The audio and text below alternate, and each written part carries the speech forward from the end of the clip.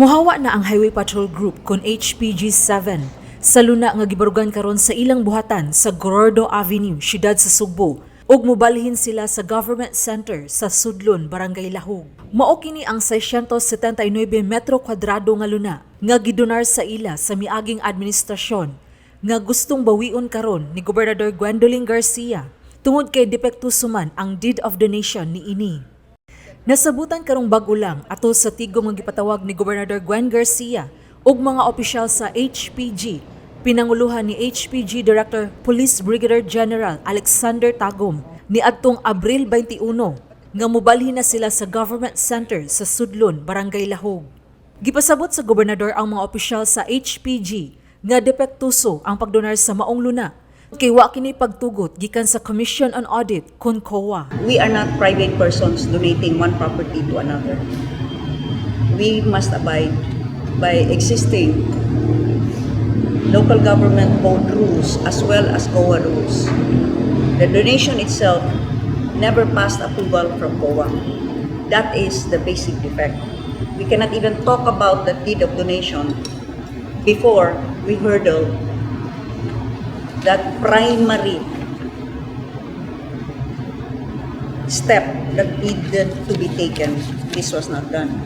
Matod ni Provincial Legal Officer Donato Villa Jr., ubos sa Section 380 sa Local Government Code, kinahanglan nga moagi sa COA alang sa approval ang pagdispose sa bisan unsa nga yuta sa gobyerno nga gipaagi og donasyon o pagbaligya. Sa unsa nga disposal, meaning sale, donation, disposal man na siya. So kinahanglan gid moagi na siya sa COA. Si Police Brigadier General Tagum nakasabot sa tumong ni Garcia sa pagbawi sa luna. Matod niya, ilan ang ipahunong ang gisugdan nga construction sa ilang buhatan karon dinha sa Gorordo Avenue. We will seek for the cease and desist action of our engineering service of the Philippine National Police para ma-stop na yung construction and so that we can plan out for the construction of a new building in the newly not donated lot but by use of rock. May pahulam sa mga si Governor para magamit na mo, which I believe is much bigger than the kaning previous lot na i-donate sa mga. Matod ni Attorney Villa, i-revoke na ang deed of donation ug magpinirmahay og deed of usufruct ang mga opisyal sa duha ka habig alang na sa pagpagamit sa Kapitolyo ug luna ngadto sa HPG sud sa 25 ka tuig.